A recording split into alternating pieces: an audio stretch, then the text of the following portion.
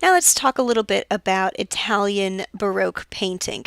Most artists are still continuing to begin their career through a traditional academy training process. So if you started to show talent as a young artist early on, they would send you through an academy and an apprenticeship where you would learn all of the rules of Renaissance painting. So here, this is Annibale Carracci, who we're going to see becomes one of the great ceiling painters from the Baroque period. But his early work here, or some of his work here, including this flight into Egypt, exhibits his training in the Renaissance style. So he went to an academy. So you have academy there on your terms list. It's a school for painting, basically, where they learn all of these Renaissance techniques like aerial perspective, linear perspective, naturalistic chiaroscuro, all of these techniques that we are used to seeing. This piece would fit very nicely among other Renaissance works. Also showing a very common Renaissance Christian scene. So this is a scene of the flight into Egypt. So here's Mary with her halo holding the Christ child while Joseph leads the donkey, and they're on the way to Egypt. Similar to Bernini, when Carracci begins to work for independent patrons, for example, the Farnese family, who were they trace their lineage back to the French, but they were living in Italy. The Farnese family and commissioned this ceiling painting for their house, their palazzo, their palace, in the center of Rome. He gets to experiment with this more different Baroque style. So you learn the traditional academic way in school. You learn about perspective and aerial perspective. You learn about proper proportions. You would have learned contrapposto, and you would have learned about Greek classical art. But then, once you graduated and once you started to gain a secular patron following, you could get more experimental, and that's where Carracci dives into a Baroque style of painting. As far as vocab terms for this piece are concerned, we're looking at a ceiling. It's kind of hard to see, but this is the vault of the ceiling. So imagine you're standing in a corner down here and looking up. So trying to get the architecture of the vault was kind of hard to see. This technique of ceiling painting is called quadri riportati. Transported paintings. So instead of the Di Sotto in Su, which we've seen before, where we're looking up and it looks as if we're supposed to be seeing through the ceiling, Quadri Riportati just makes it look like we're looking at framed paintings, basically framed paintings from a wall that are just extending up and along the ceiling. So there's no illusionistic trying to show us a window or anything like that. This is just supposed to look like a painting that's on the ceiling, a hung painting that's from the ceiling. And so he includes things like frames, but these are painted, completely illusionistically painted frames, painted marble statues, not actual real marble statues. You can see that they're really good with this trompe l'oeil effect, with this trick of the eye, getting it to look like a real marble statue even though it isn't. Especially because this one's broken. Because it's really interesting. Why would he paint a broken statue? Well, to make it look more like a believable three-dimensional statue, which is interesting. The style of Baroque painting that we're going to see Carracci use is very vigorous and highly natural, but also very sensuous. The subject matter is purely sort of pagan mythological, and it refers to various stages and interpretations of earthly and divine love. So the central panel we're going to look at a detail of is the marriage of Ariadne and Bacchus. We have the Galatea figure over here, if you're familiar with her. Other themes from mythology talking about love. Similar to Michelangelo's Sistine Chapel ceiling, we have lovely Ignudi standing all around and little Putti admiring everything. So those also come from the classical tradition. Also, the pagan themes that he's using here come from Ovid's Metamorphoses as well. We're going to look at a detail of the central panel in just a minute, but I just wanted to show you guys this panel that's closest to you as a really good example of the Baroque painting composition style and the irregularity about it. So whenever we talk about the Baroque period, we're talking about irregularity, or at least the Italian Baroque, and we're still in Italy. If this was from the Renaissance, we would have people standing in contrapposto or seated in very regular positions, but it's Baroque, and so we have much more dynamic and dramatic movement. So this figure of Hermes right here is swooping down out of the sky in a dramatic upside down movement, and the composition moves us across the vision field in a diagonal, whereas Renaissance was all about balance, pointing you to the center of the composition. Baroque is going to be irregular about that and have us usually on a diagonal composition, usually having people in far more dramatic poses. And we don't actually see emotional drama in this piece, but we will in some other ones. So here's the detail of the Triumph of Bacchus. It's a slightly different shade. When you try to take pictures of frescoes that are in buildings or in houses, they tend to vary with the time of day because you use a lot of natural light. So this one was probably done this picture was probably taken in a much more cloudy day. So we're looking up at a quadrivia portati. So this frame is completely painted illusionistically to look like a framed painting, when it in fact is actually a fresco, and it's showing Bacchus marrying Ariadne, who he finds abandoned on an island, and he decides to marry her. We have lots of chaos, lots of people, crowding into the scene. This is not a nice, orderly procession from the Renaissance. We have people standing and laid out in very dramatic poses. We have people with dramatic expressions on their faces. I always love to point out this guy who's blowing that trumpet really hard, exerting a lot of effort. And then this guy who's really drunk and sloshing his wine and spilling it and needing to be carried by people. Remember, Bacchus is the god of wine, so his wedding is going to be quite a great party.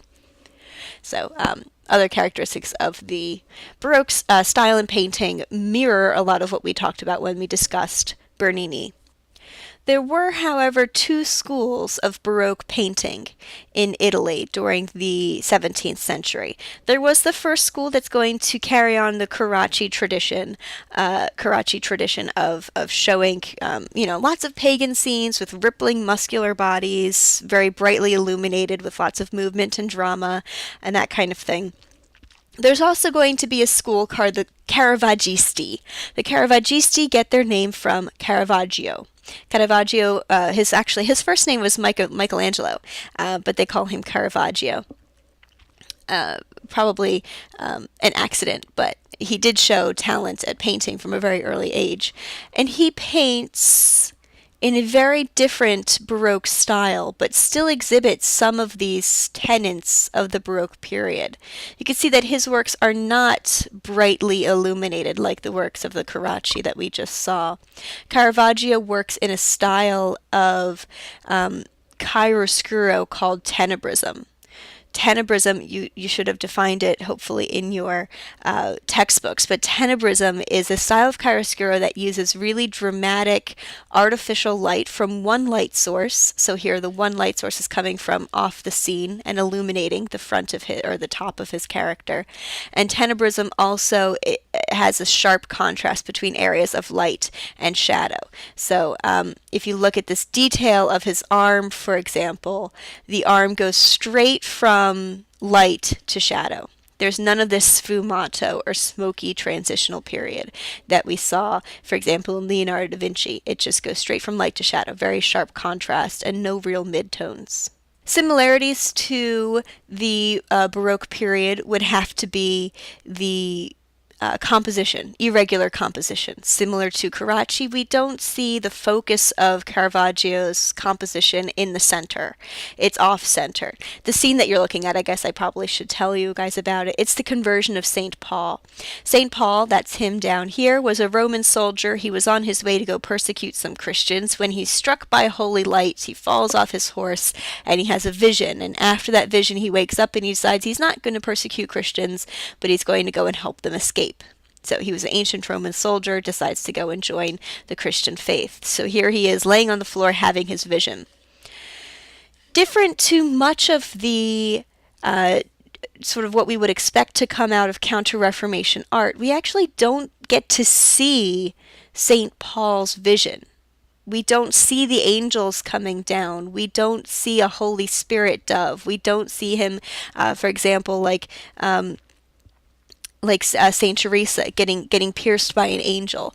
All we see is a guy lying on the floor with his eyes closed and his arm outstretched. In fact, this would seem like maybe a totally mundane scene if we didn't know that it was supposed to be Saint Paul.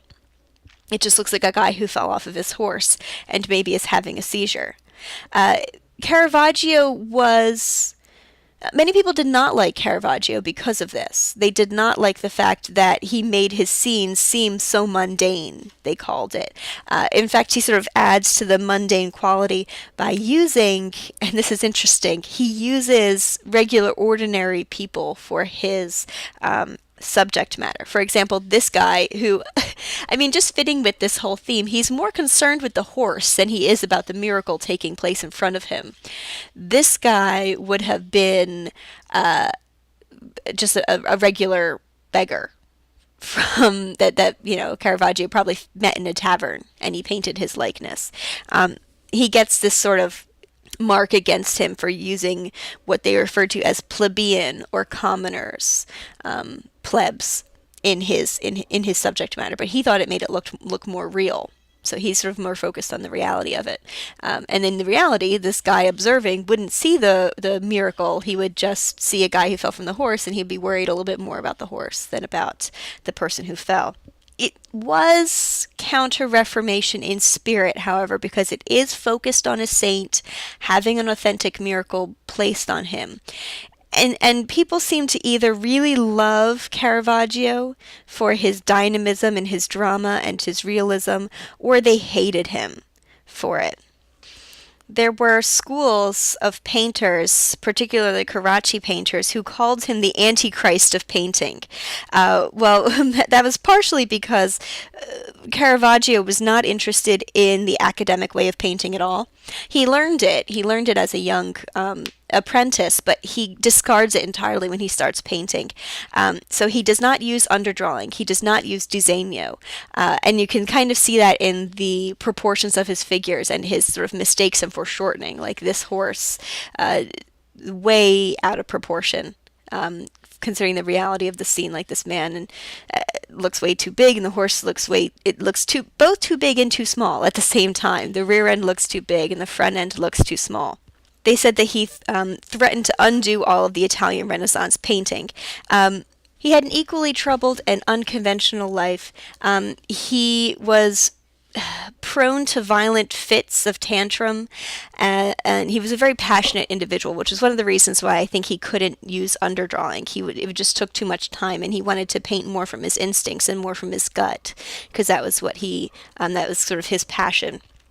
He would get really into a project for a couple of weeks, and then he would lose interest entirely, and flit off to Spain for a couple of months, fall in love, and then come back, fall in love, get in a fight, and then come back. He had that kind of temperament, and you can see some of the violence work its way into some of his other works. There were some people who loved the harsh reality of his tenebrism, and the way that he shows the scene looking as if it could have, really taken place. It looks like it took place in a back alley behind a bar. And there were some people who hated that reality, who wanted more of the miraculous element from other Counter-Reformation works with lots of angels and that kind of thing. This Calling of St. Matthew was another one of Caravaggio's great works. It's a very large-scale painting. It's depicting the scene where Christ walks into a tavern and he points at a tax collector, St. Matthew, and he says, you are going to be one of my followers. He commissioned this painting for San Luigi della Franceschi, which was a French church in Rome. So sort of a church for, they did the liturgy in French and Latin. So he made this painting for them because apparently they really liked St. Matthew. You can see his irregular drama, the mundane scene. It looks like it's just taking place in any old tavern. The only small hint at religiousness is the halo, very, very faint halo behind Christ. And then you see the drama of his tenebrism with the light that comes behind Christ's head, following his finger point at the people sitting at the table. Well, Santa Luigi della Francesca, so Franceschi hated this work because originally they hated it because they couldn't tell which one was supposed to be Matthew. They really didn't know. Was it this young guy right here in the front? Was it this guy who seems to be maybe giving a, who me? Kind of expression. Maybe he's pointing at himself. Some people think that this guy's pointing at this man with his head down, who's actually doing the counting of the money, and that this is supposed to be Saint Matthew. We have no idea, and apparently Caravaggio didn't tell them because he maybe didn't want them to know because it kind of fit with his whole mundane quality of the scene, and so they really did not like it. But they did change their mind. They came around on it, and it's now prominently featured in the Luigi dei Franceschi church. He still continued to get some church commissions. This is a entombment scene where Christ has been lowered from the cross. He's being placed in a tomb. You have the people lowering him, Mary Magdalene back here, Mary, his mom, on the other side. You see this lovely dramatic diagonal composition typical of the Baroque period. You see his classic use of tenebrism. Another primary goal of the Counter Reformation movement, at least as far as art was concerned, was I guess, the visual legitimization of the transubstantiation. Um, the transubstantiation referred to the literal transformation of the body and blood of Christ during the Eucharist. We've talked about the Eucharist before and how in Catholicism it is supposed to be a literal transubstantiation, as in the substance is changing. The substance changes from wine and bread to the body and blood of Christ. We discussed in the example from our last chapter when we talked about Durer's Last Supper, we discussed how in the Protestant Reformation they're going to see the gesture of the Eucharist as more of a symbolic gesture, and some of the Protestant sects are going to eliminate they're going to eliminate the entire Eucharist. It's a huge point of contention between the Catholic and the Protestant faiths. And so, as the Counter Reformation in Italy, they're going to want to make sure that they are doing everything that they possibly can to legitimize the transubstantiation. And so, there is a lot of focus and emphasis being placed on church commissions that feature the suffering and the dead body of Christ. Catholics always like to make sure that there are a lot of images of the body of Christ, of Christ's body, all over the place during Mass, so that you're reminded of the presence of the body during the Eucharist. It's one of the reasons why Caravaggio's Entombment was so well loved. Also, the reason why many of these Baroque paintings tend to feature sort of gory details, like this finger with the wound inside, making sure that they show wounds of Christ. And in some cases, the Baroque period gets very bloody as well, although this is not an example of Caravaggio's excellent blood work. This, however, is. So we're looking at Caravaggio's painting of Judith beheading Holofernes because we're about to look at a painting, a starred painting, I should add, by Artemisia Gentileschi by the same name. So just wanted to make you guys aware of that. We're looking at Caravaggio's and then we're going to look at Artemisia Gentileschi's. Caravaggio's Judith beheading Holofernes tells a story from the Old Testament where a girl named Judith, I believe she was an Israeli tribe princess, was taken captive by Holofernes, who was an Assyrian king. She was taken as his sort of sex slave, and she decides to use her feminine wiles to beguile him. And so she uses her sensuality and her sexuality basically to trick him into getting really drunk that night. And so before he's able to have his way with her, he kind of passes out from drunkenness. And while he's passed out, she cuts his head off. She sneaks out of the camp in the middle of the night with the head in the bag and brings the head to her clan leaders. So this is a moment that you're seeing Judith seeking sort of ultimate revenge, the best way that women really could at that time, which was through sort of sneakery and using their sensuality. She's cutting his head off. You see this great blood work of Caravaggio where it's sort of spurting out to the side.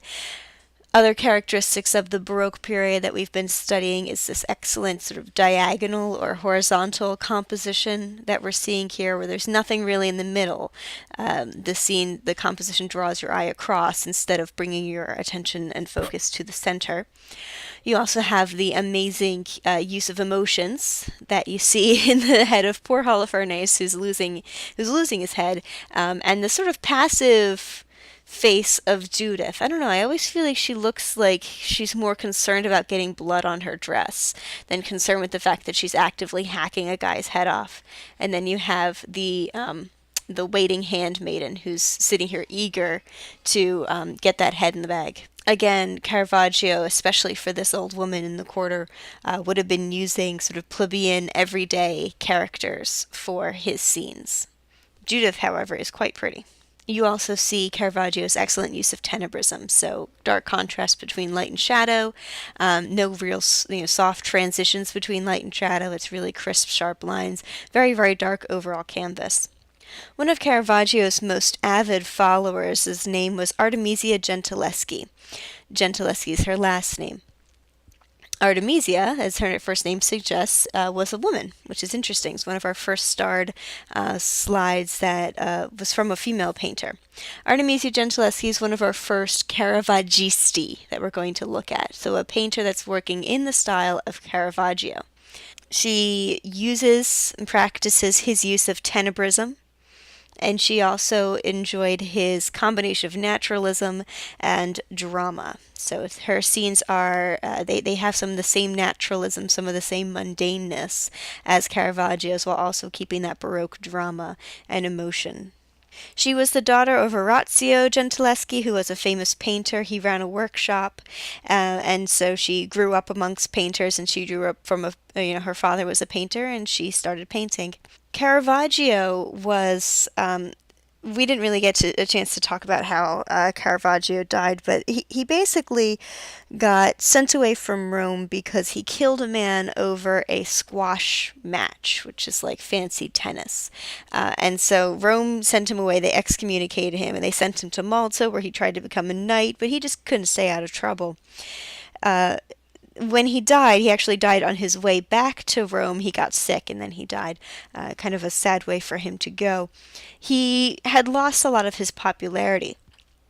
It's actually Artemisia Gentileschi who carries on his legacy. Not only does she carry on his legacy, but she repopularizes him as a brand, because Artemisia Gentileschi, as opposed to Caravaggio, was actually very well liked. You may not expect it, because this is not necessarily, I mean, we're talking about the 17th century here. This is not, primary time, or this is not a great time to be a woman.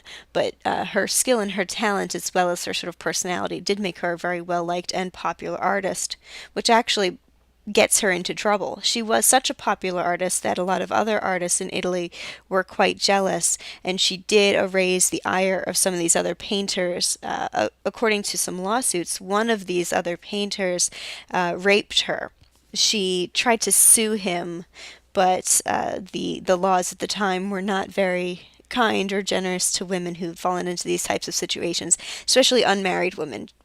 She was not married, so she had no sort of legal rights, basically. It's probably not surprising when I tell you guys that Artemisia Gentileschi's Judith slaying Holofernes was done after this particular incident, because this once you know that about her, this scene takes on a whole new meaning of sort of personal relationship, and maybe a sort of a personal sort of sadistic fantasy that someone who went through what Artemisia went through would be having.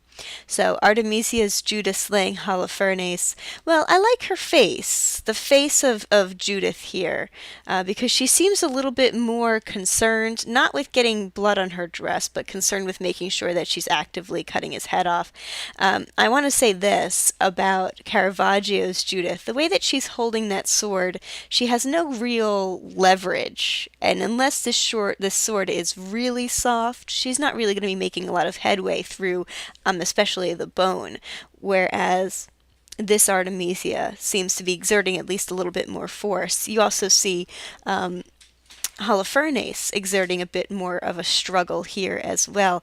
The hand woman in Artemisia's scene back here is actively helping her hold Holofernes down. So he's struggling. He seems a bit more aware of what's going on. He's not quite at the point of passed out drunkenness, but he's kind of catching on to what's happening. The blood flow is, of course, also excellent. And I think if you look at Caravaggio's and you look at Judith's, it has a bit more of a real blood pulsing flow than Caravaggio's does as well. However, you can certainly see where she owes a great debt to Caravaggio in her use of tenebrism, in her use of this dramatic expressionism, in her use of even the blood, and of course in the subject matter. The scene itself also encapsulated this obvious sort of Baroque taste for violence and blood and gore as part of the Baroque movement and the Baroque style, as well as the Baroque dramatic gestures and hand positions and movement and emotions. I should say this, and I haven't mentioned this before, but the Baroque period is also a period that really likes contrast, and not only in the dramatic shift between light and dark, which we've seen in Caravaggio and Artemisia Gentileschi's shading. They also like contrasts and conflicts of emotion as well. So they would really like this contrast here between Holofernes' panic and his dying emotion and Artemisia's passive, sort of aggressive face that she exerts. Let's look at a couple of more ceilings. This is Gaudí's Triumph of the Name of Jesus. It's a ceiling fresco. The central part is a fresco here, but the entirety of the scene is not all trompe-l'oeil. Much of the ceiling work is actual 3D stucco work, as well as some of these sculptures. These are not painted, these are actual sculptures. It's really hard to teach about these things because from pictures, the artists tend to do such a good job of painting their trompe-l'oeil that it's very difficult to tell. When you go and you see these ceilings in person, it is a bit more obvious. I wish that if I had $1,000,000, we could all take a trip to Rome and look at all of these ceilings in person.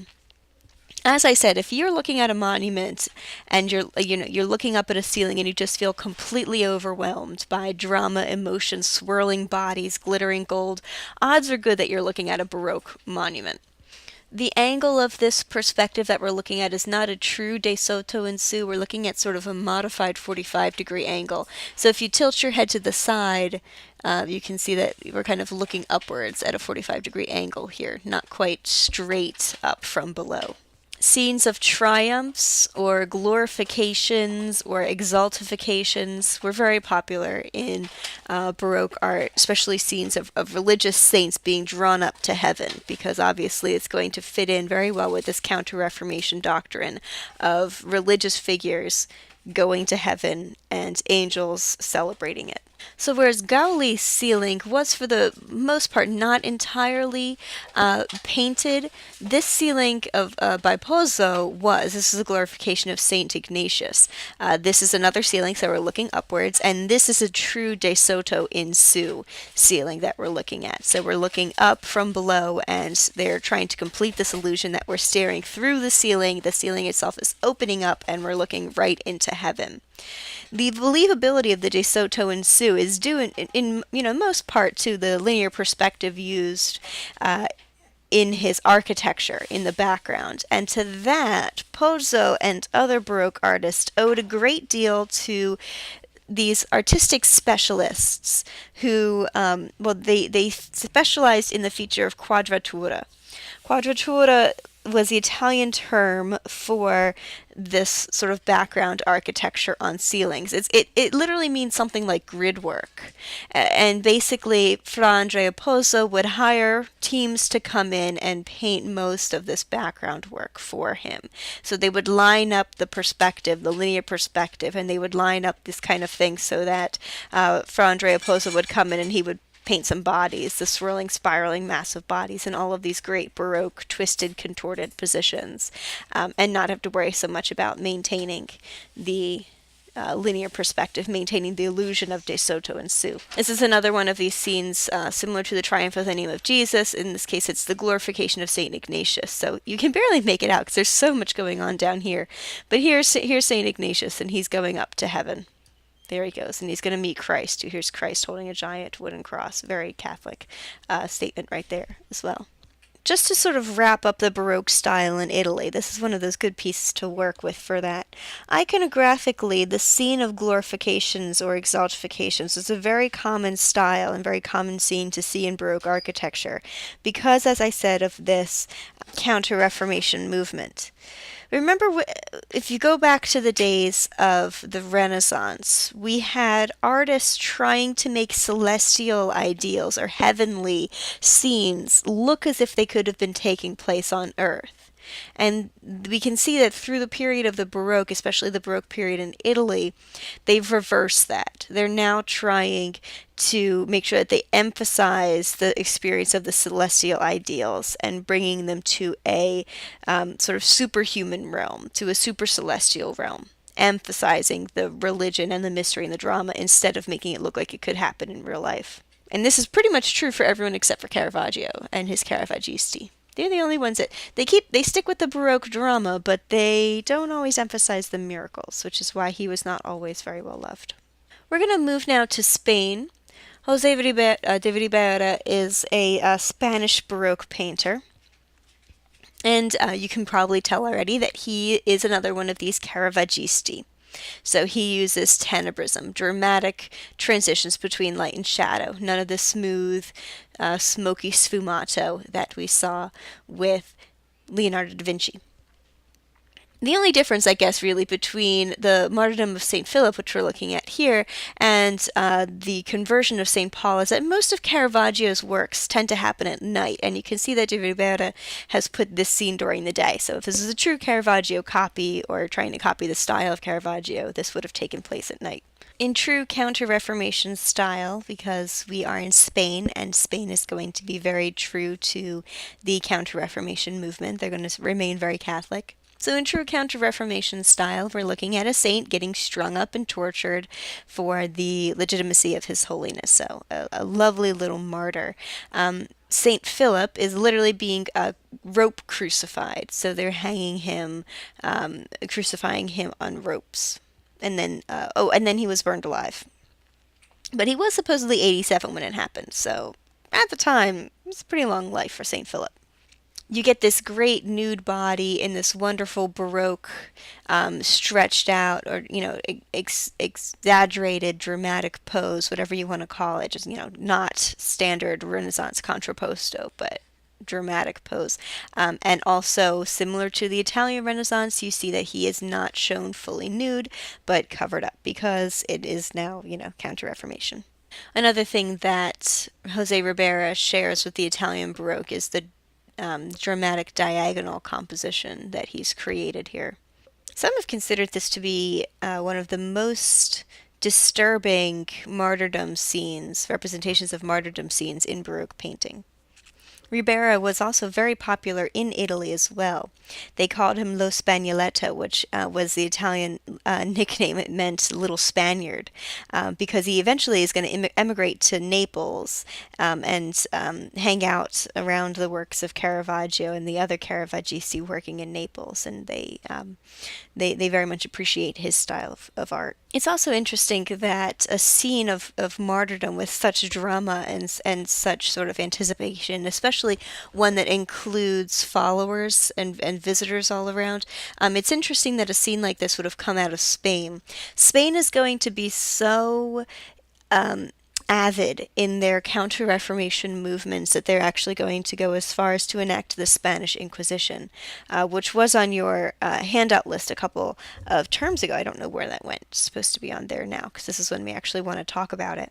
But the Spanish Inquisition was the term for the Spanish Spanish Counter-Reformation movement, in which case anyone who was not Christian was taken and tortured until they decided that they wanted to be Catholic.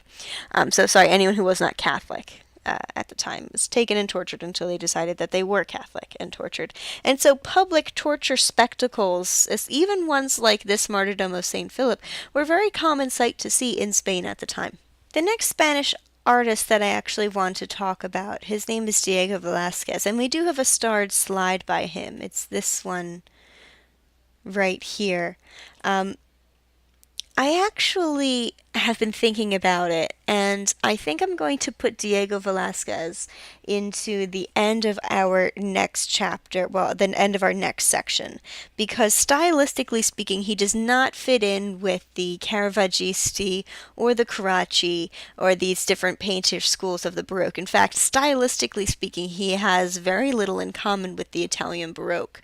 He seems to be doing something at the time that was much more similar with the Dutch Baroque, to the Dutch Baroque. So I'm actually going to hold off on talking about Diego Velasquez and put him at the end of our next chapter. So this starred slide, which is on today's, was on supposed to be on today's. I'm actually going to move it to next week's work. And when we get to it next week, you will understand why. It's a truly magnificent piece. So I'm excited to talk about it, but we won't get to it until next time.